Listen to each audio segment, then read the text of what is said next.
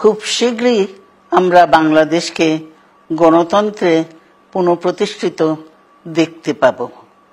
ভিগো wire guard প্রয়োজন মতো বাঁকানো যায়, অধিক চাপেও ভাঙে না। ভিগো। বিসমিল্লাহির রহমানির রহিম। প্রিয় নেতৃবৃন্দ, সহকর্মীবৃন্দ, সকল শরণার্থীগণ, আসসালামু আলাইকুম। প্রতি বছর মে মাসের এই দিনটি আমাদের পরিবারে আসে এক বেদনা বিধুর স্মৃতি নিয়ে। এই দিনে শুধু আমাদের পরিবার নয়, বরং সমগ্র দেশই হয়ে উঠে পড়েছিল বেদনার্ত ও অভিভাবকহীন। আমাদের প্রিয় মাতৃভূমি বাংলাদেশের জন্মের সাথে জড়িয়ে থাকা এক অবিচ্ছেদ্য নাম শহীদ প্রেসিডেন্ট জিয়াউর রহমান, যে চট্টগ্রাম থেকে স্বাধীনতার ঘোষণা করে তিনি এ দেশের সাথে তার নাম অবিচ্ছেদ্য করেছিলেন।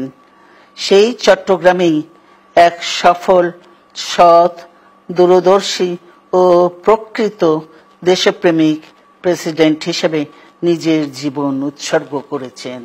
এদেশে গণতন্ত্র, স্বাধীনতা, সংবাদপত্র ও বিচার বিভাগের স্বাধীনতা, স্বনির্ভরতা ও উন্নয়ন এবং নিজস্ব জাতীয়তাবাদ সৃষ্টির অনন্য রূপকার শহীদ জিয়া, যে গণতন্ত্র প্রতিষ্ঠা আর সার্বভৌমত্ব রক্ষার লড়াইয়ে তিনি শাহাদাত বরণ করেছেন, সেই গণতন্ত্র নিরবচ্ছিন্ন যাত্রা আজও বাধাগ্রস্ত হচ্ছে প্রতি পদে পদে। খুব শীঘ্রই আমরা বাংলাদেশকে গণতন্ত্রে পুনঃপ্রতিষ্ঠিত দেখতে পাব। এই হোক শহীদ জিয়ার শাহাদাত বার্ষিকীতে আমাদের অঙ্গীকার।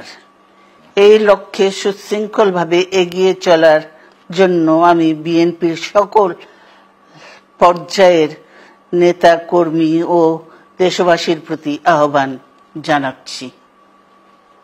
মনে রাখবেন, সবার জন্য গণতন্ত্র ও উন্নয়নের মাধ্যমে সকল সমস্যার সমাধানের যে রাজনীতি শহীদ জিয়া রেখে গেছেন, তা বাস্তবায়নের মাধ্যমে তার প্রতি শ্রদ্ধা জানাতে হবে।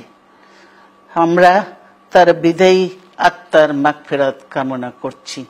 আল্লাহ হাফেজ। বাংলাদেশ জিন্দাবাদ।